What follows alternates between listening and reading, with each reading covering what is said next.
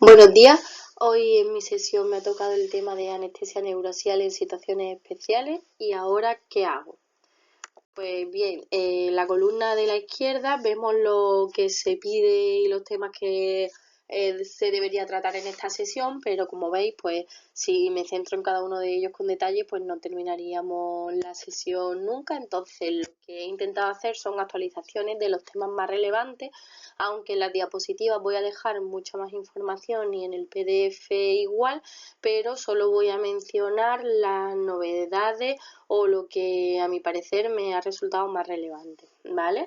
Entonces, el índice que vamos a seguir es, en primer lugar, trastornos de la coagulación, pacientes con tratamiento anticoagulante, un breve repaso de las últimas actualizaciones de las guías ARRA y ESAI-Guerra y las diferencias entre unas y otras, pacientes con plaquetopenia idiopática y autoinmune, trombofilia, von Willebrand, déficit de factores, alargamiento del TTPA.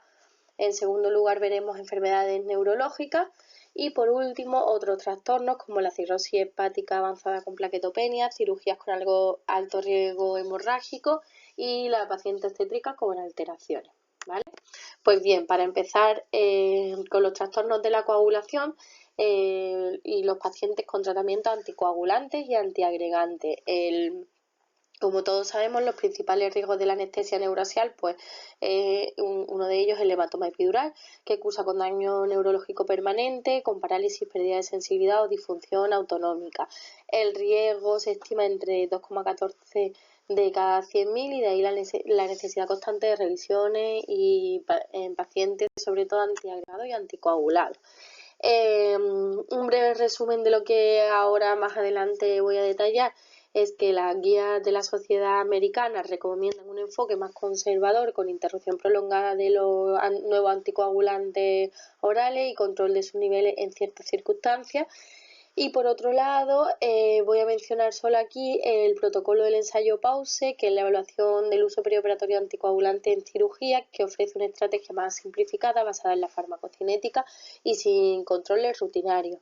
Los resultados iniciales sugieren que un periodo de interrupción más corto de estos anticoagulantes pueden ofrecer una seguridad comparable y el ensayo PAUSE 2, que sería la segunda parte, proporciona evidencia preliminar ya que respalda la viabilidad de este enfoque en cirugía o procedimientos con alto riesgo de hemorragia, como la anestesia neurocial o los bloqueos profundos, que es lo que a nosotros nos concierne en esta sesión. Bueno, pues para empezar con la revisión de la guía ARRA publicada en 2025, hay tres cambios importantes. En primer lugar, hay cambios terminológicos en los que se sustituyen las anteriores dosis profilácticas y terapéuticas por los conceptos de dosis baja y alta. Así facilita la precisión clínica y no lo deja de una forma tan ambigua. Proponen tiempos de espera específicos para la interrupción de las terapias con los anticoagulantes orales directos y los antiagregantes antes de realizar bloqueos nerviosos, sobre todo profundos y anestesia neurocial. Y por último, destaca la utilidad de realizar ensayos específicos para cada fármaco y ajusta las pautas para poblaciones especiales como las pacientes obstétricas o pacientes con insuficiencia renal.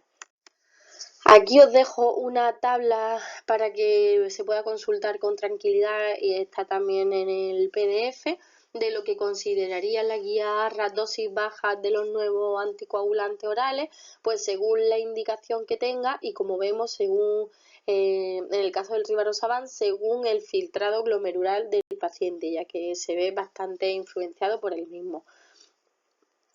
En esta tabla sería el resumen de lo que consideraría dosis altas y en función de lo mismo, de con qué indicación lo estemos dando y qué función renal tenga el paciente. Y en cuanto a las heparinas, pues las dosis bajas de heparinas no fraccionadas generalmente son las 5.000 unidades, aplicadas 2 o 3 veces al día, y ya consideraría dosis alta unas dosis totales superiores a 20.000 unidades al día o dosis individuales mayores de 10.000. En cuanto a las heparinas de bajo peso molecular, la dosis baja serían los 40 miligramos al día o 30 cada 12 horas, y dosis altas, pues aquellas basadas en el peso, como 1 miligramo kilo cada 12 horas o 1,5 miligramos una vez al día.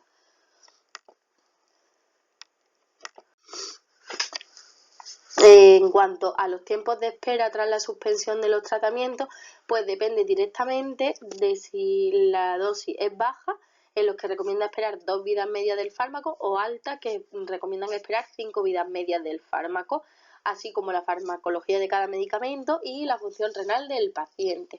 Aquí os vuelvo a dejar una tabla resumen para que lo tengáis más a mano. Y en cuanto a otros medicamentos, pues por ejemplo, como son las guías americanas, habla de la warfarina 5 días antes del procedimiento, pero siempre asegurando que tenga un INR normal previo. Los antiplaquetarios, pues el clopidogrel entre 5 y 7 días, prasugrel de 7 a 10 días, el ticagrelor, aquí viene uno de los cambios, son 5 días. Esta es una actualización porque antes se sugerían de 5 a 7 días y ahora ya redondean a los 5 días directamente. Y el cangrelor, pues como tiene una vida media ultra corta, pues solo se requiere esperar 3 horas. En cuanto a la aspirina y los antiinflamatorios no esteroideos, la recomendación de la ARRA es que no requieren un tiempo de espera y que pueden continuarse sin riesgo añadido para técnicas regionales convencionales, incluyendo bloqueos profundos y anestesia neuroaxial. Ahora veremos más adelante qué dicen de este tema la guía de la ESA Guerra. Y el fondaparinux, pues de 36 a 42 horas las dosis bajas en función de la edad del paciente y la función renal, y la dosis alta de 7 a 15, de 70 a 105 horas. Siempre tener en mente que si no se puede esperar este tiempo que recomienda, pues habría que considerar realizar pruebas de laboratorio específicas con los niveles de anti-10A para que el nivel del fármaco en la sangre sea seguro, que generalmente lo consideran cuando hay menos de 30 nanogramos mililitros o menos de 0,1 unidad por mililitro. En cuanto a la reintroducción de la anticoagulación o antiagregación después de la técnica regional, pues con los anticoagulantes orales directos con dosis baja se pueden reanudar 6 horas después, con dosis alta al menos 24. Si la punción fue traumática, recomienda retrasar la introducción de la Episaban 48 horas y el Rivaroxaban 24. En cuanto a las heparinas, pues la no fraccionada intravenosa se puede reiniciar 1 hora después. La no fraccionada subcutánea hasta 5.000 unidades puede ser inmediata tras la retirada del catéter, y la heparina de bajo peso molecular, la dosis baja al menos 12 horas después. Si hay un catéter debe retirarse y esperar 4 horas antes de la siguiente dosis. Y si son dosis altas, al menos 24 horas después de la técnica o de la retirada del catéter. En cuanto a los antiagregantes plaquetarios, pues la aspirina y los AINES no requieren un tiempo de espera específico, pueden continuarse o reiniciarse sin restricciones, y tener precaución cuando se combina con otros coagulantes, aquí sí, porque la terapia combinada sí que aumentaría el riesgo de hematoma espinal. El clopidogrel, prasugrel y ticagrelor se pueden reanudar inmediatamente después de la técnica o de la retirada del catéter, siempre que no se administre una dosis de carga. Si es necesaria la dosis de carga, se debe esperar 6 horas después de retirar el catéter. Y otros fármacos, pues tenemos aquí la warfarina, el ciprofloxacin, el cangrelor. Os lo dejo a modo de consulta. Y en cuanto al ajuste que recomiendan por insuficiencia renal, ajustan e introducen el concepto de dosis altas por función renal, que básicamente es que la insuficiencia renal puede hacer que una dosis baja se comporte como una dosis alta en el organismo debido a la acumulación del fármaco, y por ello los tiempos de espera deben ajustarse basándose en la vida media específica para el nivel de función renal del paciente. Os dejo aquí el dabigatran, que es de los más afectados, ya que el 80% del fármaco se elimina por vía renal, que con un aclaramiento de más del 50% sería el tiempo de espera para dosis alta 72 horas, entre 30 y 49 se extendería a 120 horas, o sea 5 días, y si el aclaramiento renal es menor de 30, sugieren que lo más conveniente es no realizar la técnica a menos que se obtengan niveles plasmáticos inferiores a 30 nanogramos mililitros, es decir, realizar la comprobación de laboratorio. Lo demás os lo dejo a modo de consulta. Y pues lo que he comentado antes, que por insuficiencia renal recomienda ser más cauteloso y considerar el uso de pruebas de laboratorio en los casos que se pueda antes de proceder, verificando los niveles de anti-10A o los niveles plasmáticos específicos del fármaco si el aclaramiento es menor de 30 mililitros minuto. Se consideraría un nivel adecuado de un valor de anti-10A menor de 0,1 o un nivel plasmático de los nuevos anticoagulantes menor de 30 nanogramos mililitros. En situaciones especiales hace también recomendaciones, por ejemplo, en las punciones traumáticas, ya que la presencia de sangre durante la punción o una inserción de catéter difícil está asociada con aproximadamente el 50% de los casos de hematoma espinal, y como recomendación nos dicen que no es obligatorio cancelar la cirugía para la que se está realizando la técnica, pero se debe hablar directamente con el cirujano y valorar riesgos-beneficios de proceder. Para reiniciar los fármacos después de una punción traumática, pues lo que recomienda es retrasar el reinicio de la dosis postoperatoria. Por ejemplo, la Episaban 48 horas, Rivaroxaban 24 y la enoxaparina pues unas 24 horas también. En cuanto al uso de antídotos de los nuevos anticoagulantes para realizar la técnica, pues la ARRA recomienda en contra de usar estos antídotos solo para realizar la técnica regional o de rutina, es decir, no estaría recomendado poner el antídoto simplemente por realizar la técnica locorregional, excepto en situaciones de emergencia en el que el hidarucizumab podría considerarse en casos de una urgencia extrema para permitir una punción lumbar diagnóstica, por ejemplo, en sospechas de meningitis o cuando no tenemos otra alternativa, pero solo en casos muy limitados a situaciones de emergencia. El bloqueo de periférico y de pleso, pues el riesgo depende de si va a ser comprimible o no.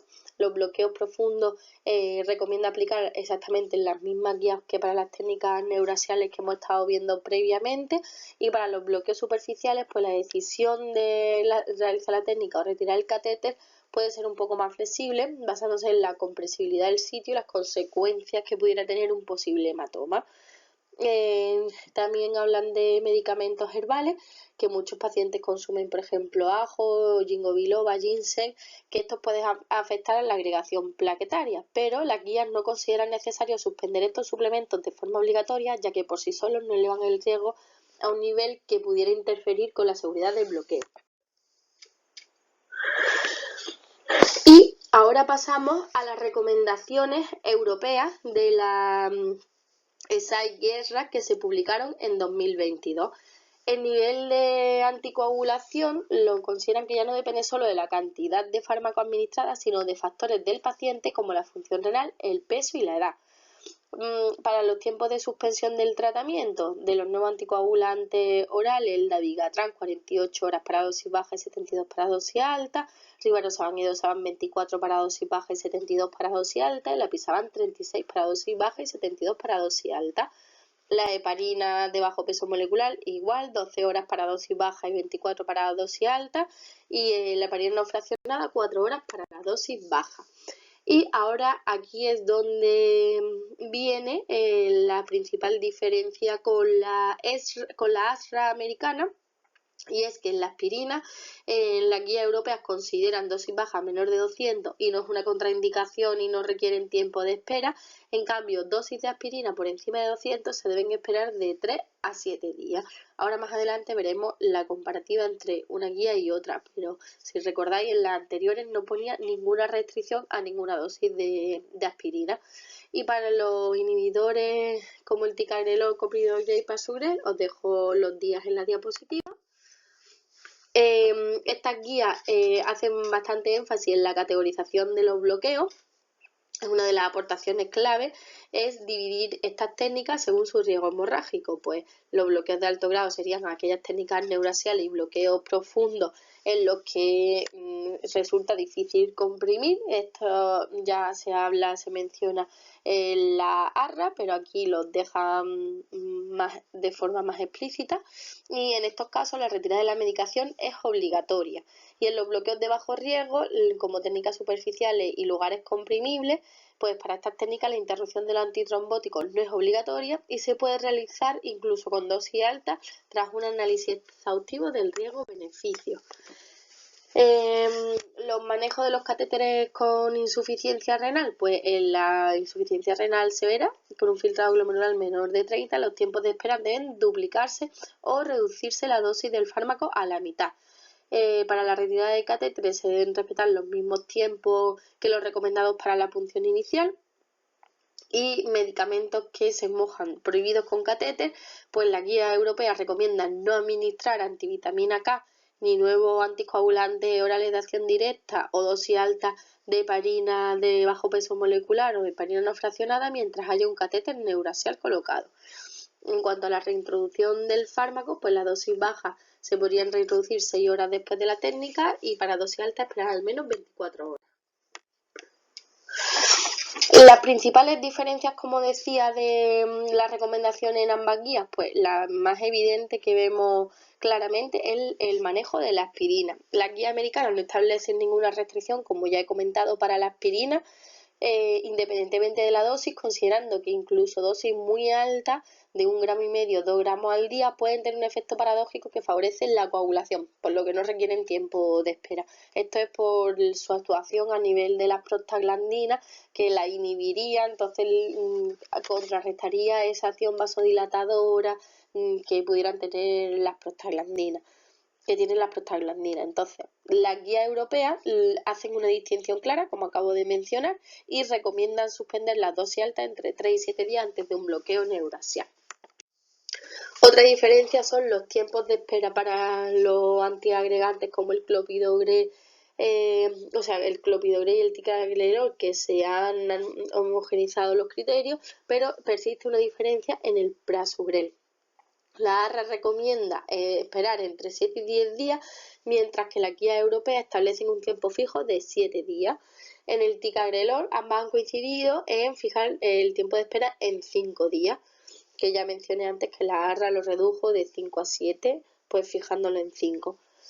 En el fondaparinub a dosis alta, en la ARRA hay tiempos de espera muy específicos y detallados basados en la edad y función renal, sugiriendo 70 horas para jóvenes y hasta 105 horas para ancianos, y la ERRA no recomienda realizar técnicas neurasiales en pacientes con dosis altas de fondaparinub.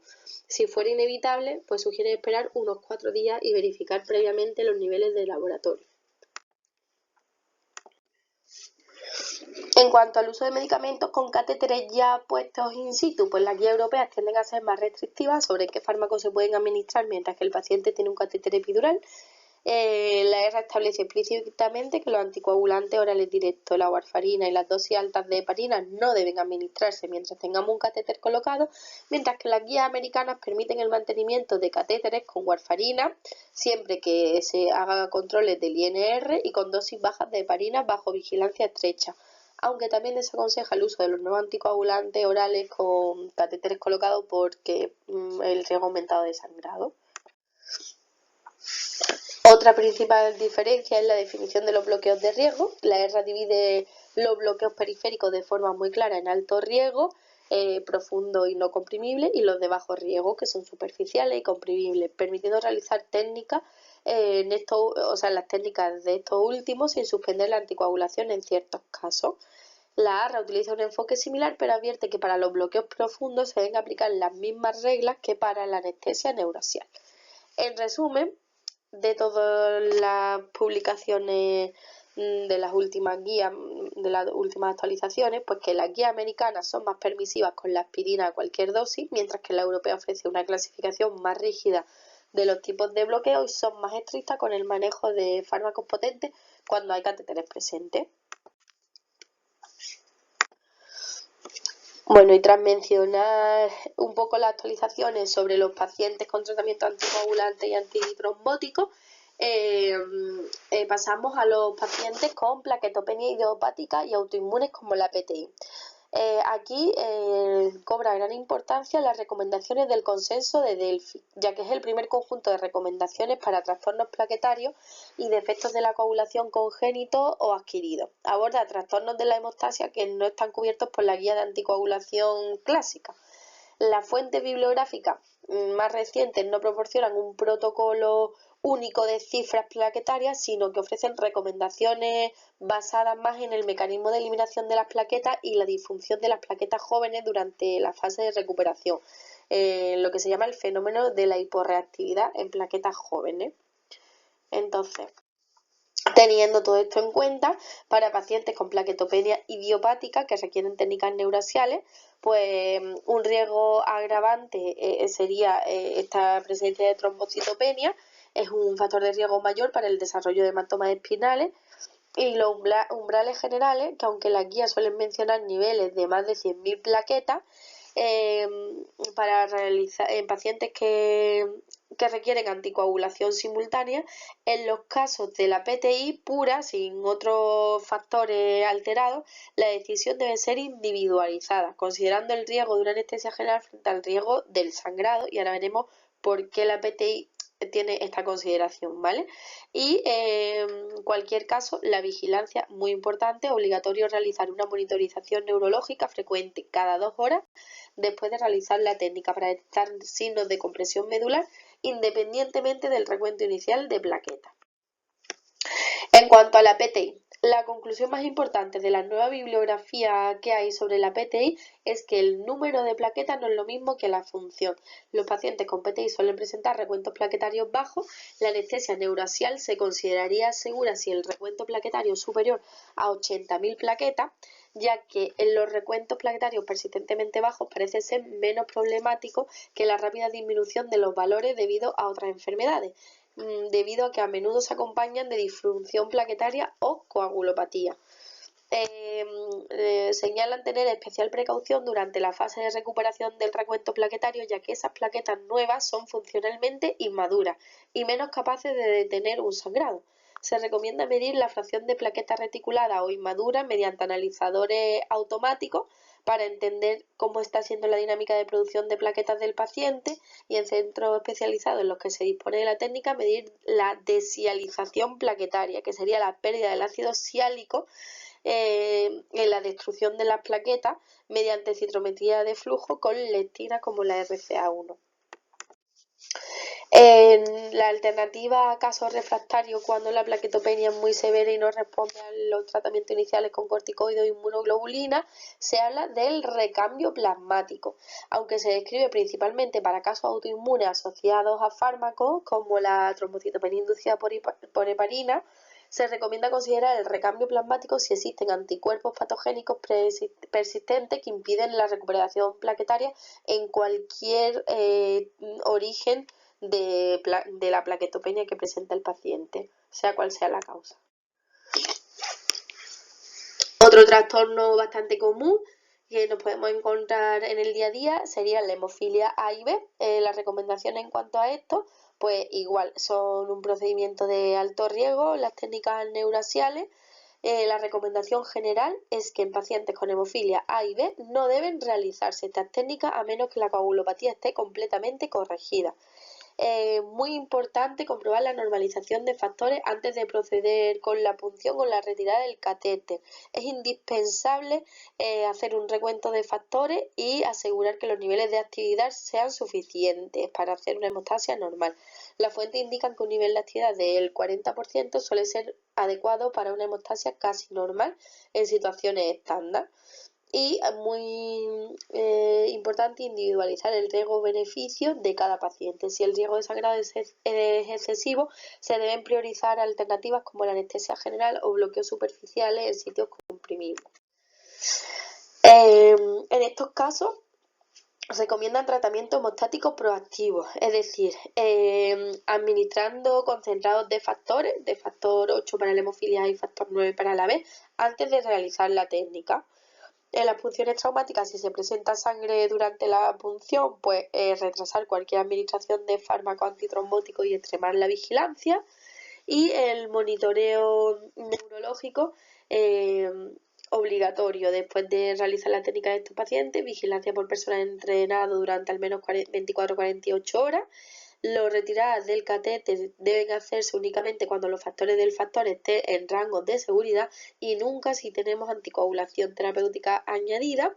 Y las líneas que están ahora mismo en investigación en este aspecto sería el uso de inmunocitocinas selectivas para prevenir la formación de inhibidores contra el factor 8. Es decir, para la hemofilia. En un futuro podría mejorar la estabilidad hemostática de estos pacientes y a lo mejor plantear realizar algunas técnicas más invasivas en ellos. Muy importante que en estos pacientes con hemofilia A que han desarrollado anticuerpos inhibidores, que sería la complicación más seria del tratamiento con factor 8, el riesgo es aún mayor y la realización de las técnicas neurasiales suele estar completamente contraindicada debido a la imprevisibilidad de las respuestas de los agentes de la terapia puente en estos casos. En cuanto a la enfermedad de von Willebrand, aunque la enfermedad de von Willebrand implica tanto el factor de von Willebrand como el factor 8, las recomendaciones generales para otros déficits de factores pueden servir de guía. Pues vuelven a recomendar que un nivel de actividad del factor del 40%, que suele ser adecuado para una hemostasia normal o casi normal en situaciones estándar, y en la evaluación de laboratorio, muy importante, verificar que los niveles de factor 8 y de von Willebrand se encuentren en rango de seguridad mediante pruebas específicas para ello.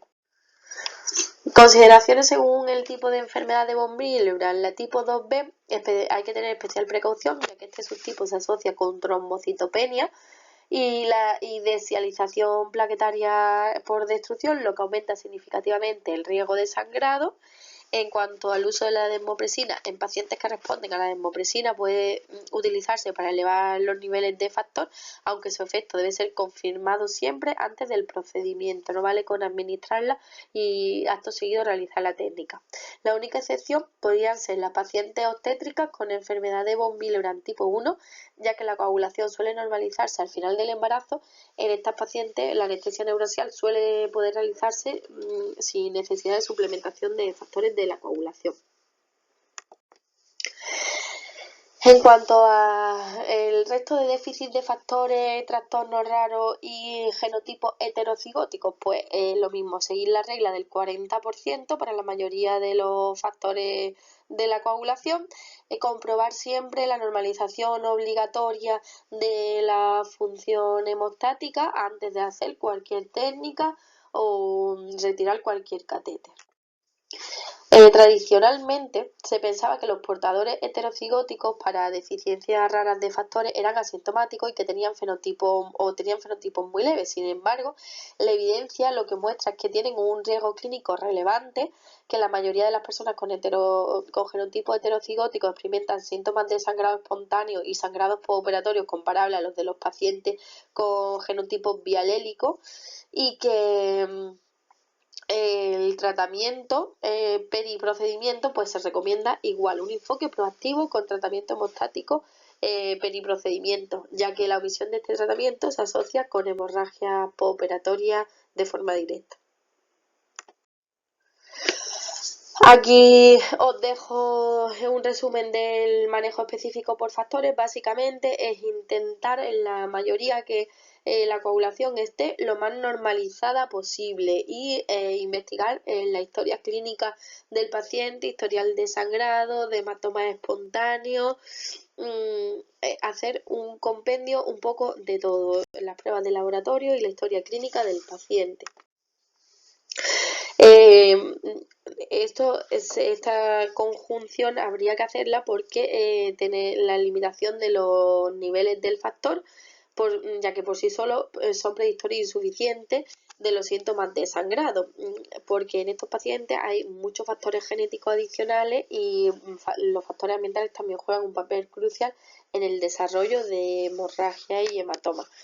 Y la detención, pues los test de cribados comunes como el TTPA pueden ser engañosos, ya que el déficit de un factor puede estar enmascarado por la elevación de otro y estos pueden ser normales en deficiencias leves de un solo factor.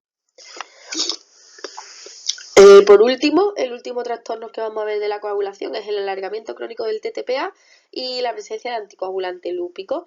En estos casos es obligatoria la normalización del TTPA para realizar bloqueos neurasiales según las últimas guías internacionales. El TTPA debe estar dentro del rango normal del laboratorio. En el caso contrario, deberíamos hacer un tratamiento proactivo en pacientes con genotipo heterocigótico o deficiencias leves que alargan ligeramente el TTPA. El riesgo de sangrado es del 35%, igual que en los casos graves. Por ello se recomienda la reposición de factores antes de realizar cualquier técnica neurasial. Y como protocolo postoperatorio, si se realiza la técnica en un paciente con TTPA alargado, por ejemplo, en una urgencia obstétrica donde el riesgo podría superar el beneficio, donde el beneficio, podría superar el riesgo, se debe realizar una monitorización neurológica cada 2 horas durante las primeras 24-48 horas. En conclusión, que un TTPA alargado crónicamente es una contraindicación relativa que exige identificar la causa y normalizar el valor, ya sea mediante la reposición de factores o la espera farmacológica antes de realizar cualquier anestesia neurasial. En el caso del TTPA alargado con presencia de anticoagulante lúpico, esto es un desafío para la anestesia neurasial, ya que en el laboratorio el tiempo de TTPA suele parecer prolongado, pero clínicamente el paciente se encuentra en un estado altamente procoagulante, con riesgo de trombosis. Entonces, el anticoagulante lúpico prolonga el TTPA de forma crónica, pero es un artefacto in vitro y no se relaciona con el riesgo real de sangrado. En estos pacientes, en la categoría de alto riesgo, sería categoría de alto riesgo los pacientes con con anticuerpo antifosfolípido, incluido el anticoagulante lúpico, se clasifica en la categoría de alto riesgo de tromboembolismo arterial o venoso. Esto implica que la interrupción de la anticoagulación de estos pacientes para realizar una técnica neurasial debe ser breve y cuidadosamente planificada para evitar eventos trombóticos. Las recomendaciones es, como en todas las anteriores, la normalización de la hemostasia. Para proceder con seguridad se exige el retorno a la competencia hemostática normal y en pacientes con anticoagulante lúpico asegurar que no exista otros déficits de factores aislados como el factor 2, que muchas veces está asociado en el síndrome antifosfolípido, y si el paciente está anticoagulado, respetar muy estrictamente los tiempos de espera basados en la vida media del fármaco y no tanto en el valor del TTPA.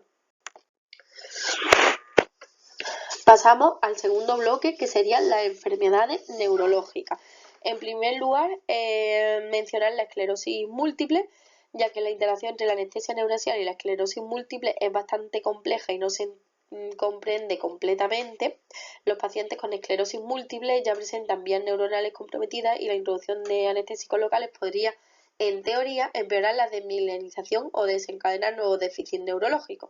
Además del estrés y los cambios fisiológicos asociados a la cirugía y la anestesia, pues podrían provocar recaídas de la esclerosis múltiple. Pues bien, en agosto del 2025 se publicó una revisión sistemática sobre estudios observacionales, la más reciente que tenemos hasta ahora, y en ella se sugiere que la anestesia neurasial puede administrarse de forma segura en pacientes con esclerosis múltiple, ya que la incidencia de complicaciones graves parece relativamente baja. Y si bien se documentaron algunos resultados neurológicos adversos, especialmente después de la anestesia raquídea, la mayoría de pacientes no reportaron efectos duraderos significativos. Muy importante realizar una técnica cuidadosa y la evaluación individualizada de cada paciente. Estos dos puntos pues siguen siendo esenciales para minimizar los riesgos y optimizar los resultados en personas con esclerosis múltiple. Algunas observaciones más que se detallan en esa revisión es que en los casos observados la epidural fue la técnica más utilizada que la subaracnoidea y con menor persistencia de síntomas, y no se observó un aumento directo de brote en la esclerosis múltiple tras cualquier técnica de anestesia neurasial. A tener en cuenta siempre que el estrés quirúrgico y la hipertermia postoperatoria suelen ser factores de recaída más potentes que la propia técnica anestésica en sí. En segundo lugar, pasamos a enfermedad de Parkinson o trastornos del movimiento.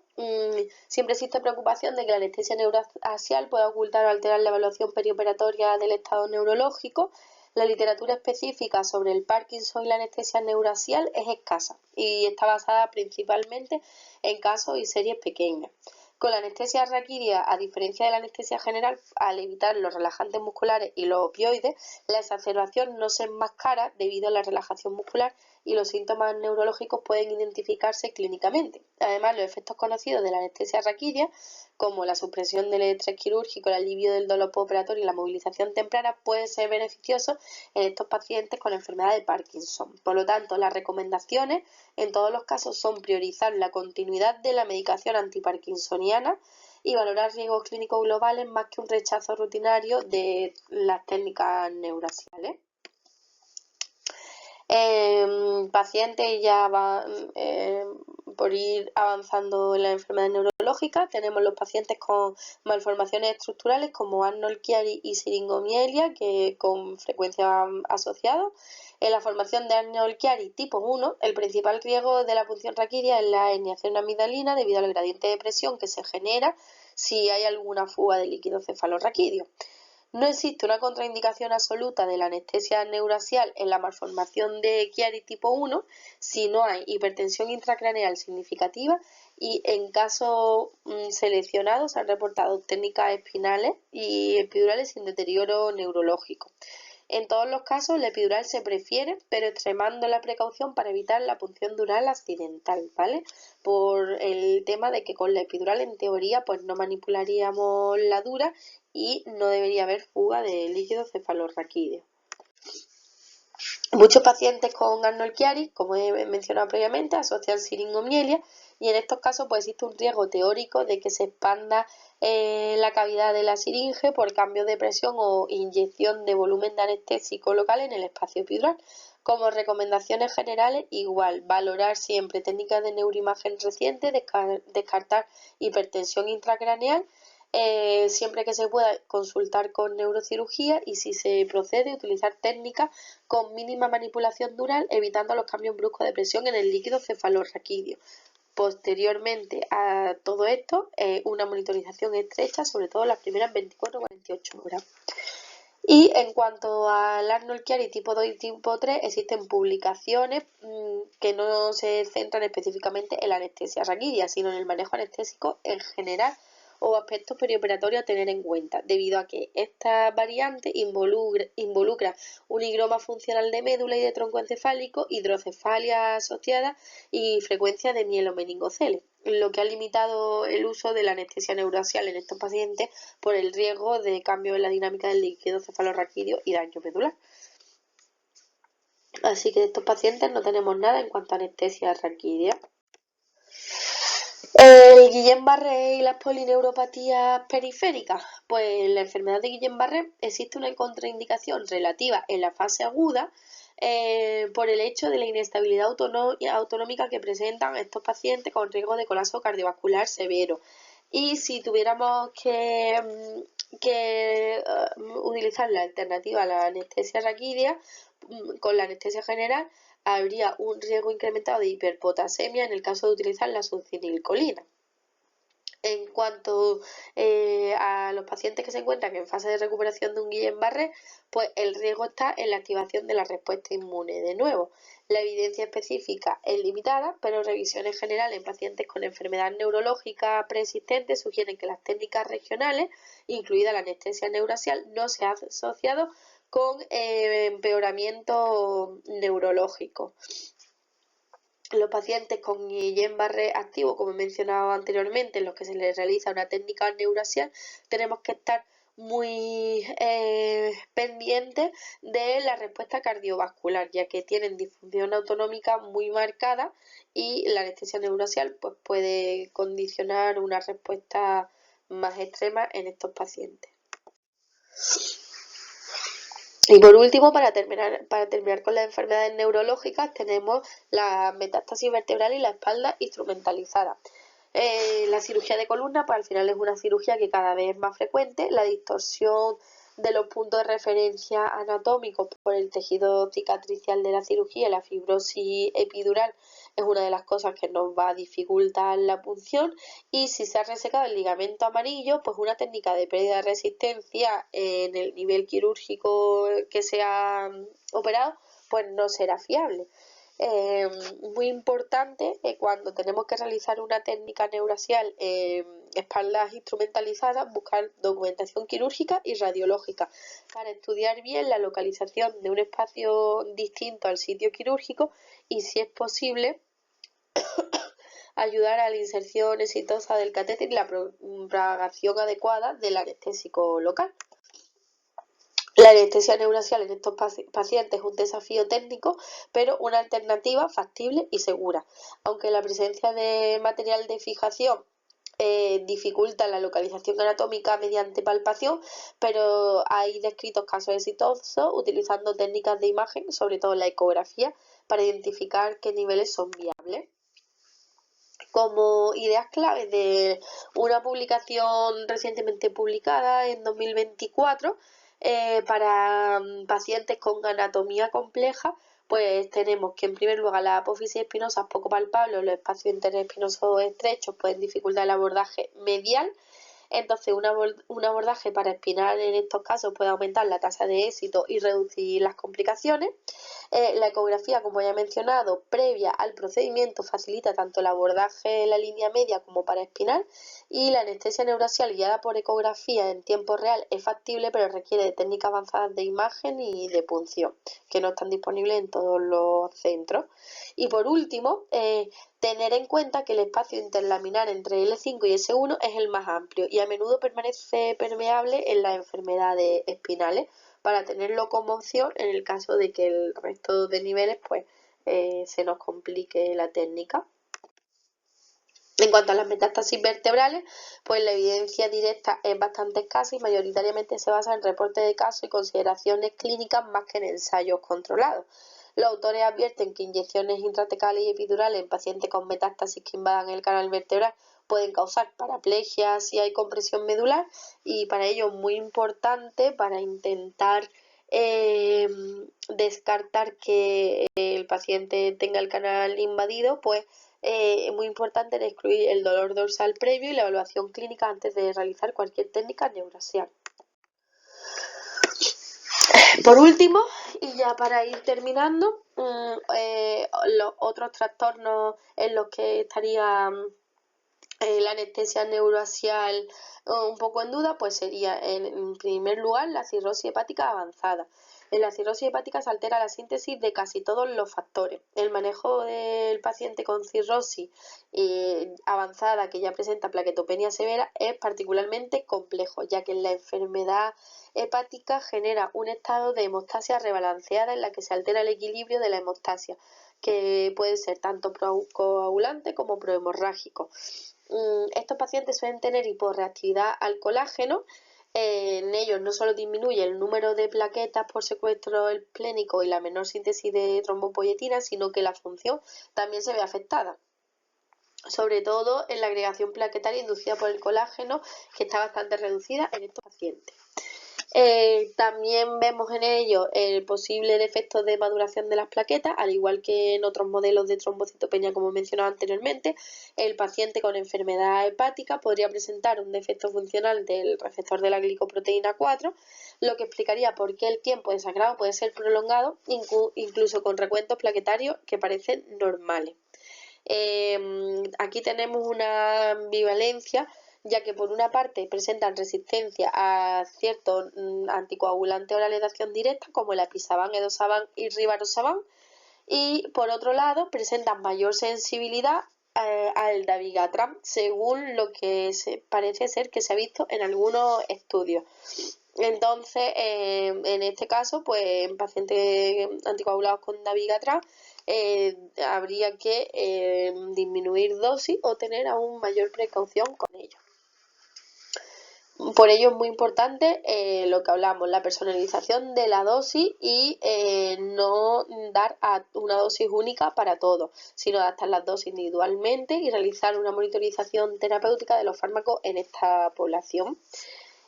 Con los antagonistas de la vitamina K, pues lo mismo, reducir la dosis, ya que suele potenciar la respuesta a la warfarina y suelen requerir, necesidades de mantenimiento más bajos de estos anticoagulantes.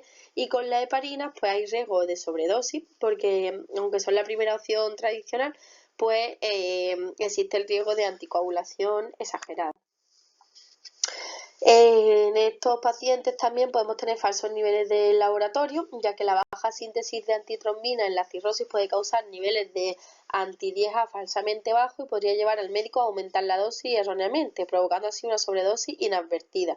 Debemos ajustar esto considerando también el peso corporal y la función renal, así como consideraciones generales para la seguridad en pacientes con cirrosis hepática avanzada.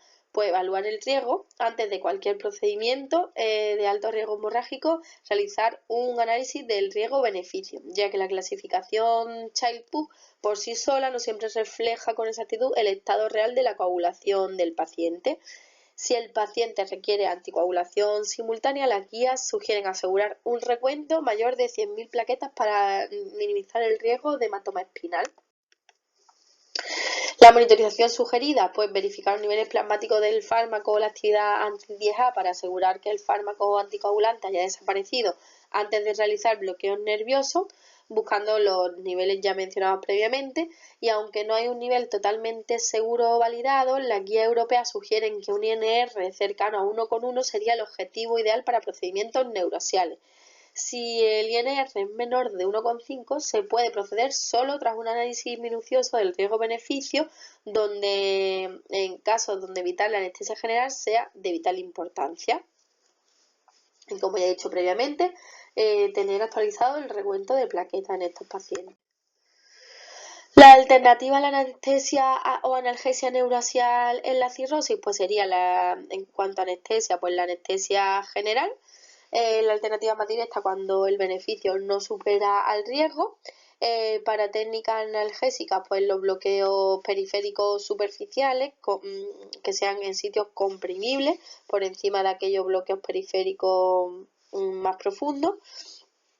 Y sobre todo técnicas de analgesia multimodal, pues la infiltración del sitio con anestésicos locales o fármacos sistémicos con la combinación de analgésicos opioides y no opioides según los protocolos de cada hospital. En segundo lugar, en este apartado de otros trastornos tenemos las cirugías con alto riesgo hemorrágico. Sobre todo hablaremos de cirugía cardiovascular, con circulación extracorpórea y las cirugías de aorta abierta. Dado que los procedimientos cardiotorácicos suelen requerir anticoagulación sistémica, las técnicas neurasiales en estos casos suelen subutilizarse debido al riesgo teórico de hematoma epidural. En 2004, en esta publicación que os he dejado aquí abajo, que también la dejo más adelante en la bibliografía, se publicó esta revisión sistemática que concluye que con la anestesia y analgesia neurasial son una estrategia útil, pero infrautilizada durante la cirugía cardiotorácica, que las técnicas neurasiales han demostrado de forma sistemática una reducción de las necesidades de opioides y de las puntuaciones de dolor en pacientes, así como una mejora de la función pulmonar tras las intervenciones cardiotorácicas, y que los riesgos de complicaciones asociadas a estrategias neurasiales fueron mínimos. También en 2024 tenemos otra publicación que os dejo referenciada más abajo y luego en la lista de bibliografía, en la que concluye que la anestesia epidural con catéter en cirugía cardíaca se asocia con un riesgo similar de hematoma epidural encontrado en otras poblaciones quirúrgicas. Por eso los beneficios potenciales de la anestesia epidural sobre la mortalidad, la fibrilación auricular y las complicaciones pulmonares deben sopesarse frente al riesgo de hematoma epidural. Pero pese a estas publicaciones recientes, ¿qué dicen las últimas actualizaciones de las guías tanto americanas como europeas? Pues bien, cirugía cardíaca y circulación extracorpórea consideran que aunque haya mejoría en la analgesia y la función pulmonar y se hayan reducido las arritmias cardíacas, no se ha producido una reducción en la estancia hospitalaria, los infartos o la mortalidad. Entonces, la recomendación actual es evitar los catéteres La ARRA, en su última publicación, sugiere evitar el mantenimiento de catéteres neurasiales o realizar bloqueos de plesos profundos en pacientes que recibirán anticoagulación durante la cirugía cardíaca, dada la disponibilidad de técnicas analgésicas menos invasivas. Y en cuanto a la cirugía aórtica abierta y vascular, pues en esta cirugía se suele administrar una dosis intraoperatoria de heparina entre 5 y 10.000 unidades para el pinzamiento arterial. Las recomendaciones son un intervalo de punción y la administración de heparina de al menos una hora.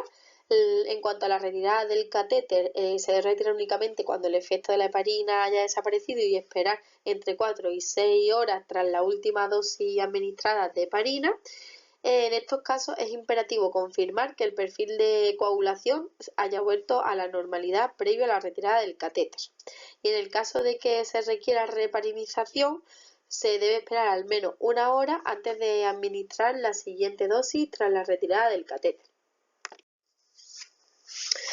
Las recomendaciones, por último, en la paciente obstétrica con problemas como preeclampsia o síndrome de Gel, pues tanto la americana como las europeas destacan que aunque el riesgo de hematoma neurasial es significativamente menor que en la población general, el manejo debe ser multidisciplinario y basado en el riesgo-beneficio de forma individual. Este perfil de pacientes tiene baja incidencia de hematomas neurasiales, con una incidencia en torno a 1 de cada 200.000, mucho menor que, por ejemplo, el que se ha visto en pacientes ancianos. Como factores protectores presentan el estado de hipercoagulabilidad fisiológico del embarazo y un espacio epidural más complaciente, sin deformación osteoporótica. Esto actúa como factores de protección. Factores agravantes pues serían la presencia del síndrome de Gel y la trombocitopenia. Y en estas pacientes es que claramente se benefician de la anestesia regional porque reducen el riesgo de aspiración gástrica, evitan la respuesta hipertensiva de la intubación de vital importancia en la preeclampsia y también permiten pues el contacto piel con piel inmediato con el bebé. En cuanto al manejo de anticoagulantes y de las heparinas, os lo dejo en la diapositiva, está también en el PDF, ¿vale? No hay grandes cambios.